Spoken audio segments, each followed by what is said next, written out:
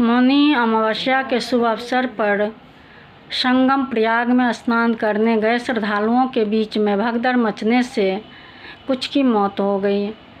जिनकी मौत हो गई उन्हें हार्दिक श्रद्धांजलि अर्पित करती हूँ। साथ में ईश्वर उनकी आत्मा को शांति दे।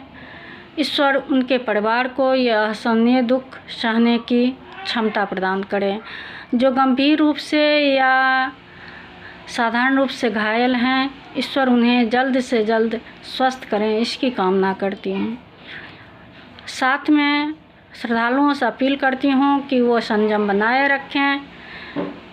गंगा में जहाँ स्नान करने को मिलता है वहाँ स्नान करें, संगम समझ के वहीं स्नान करें ताकि व्यवस्था बनी रहे। पुलिस प्रशासन भी अपना काम ठीक से करे, श्रद्धालु भी अपना संयम बनाए रखें ताकि ऐसी अप्रिय घटना फिर से न घट सके। धन्यवाद।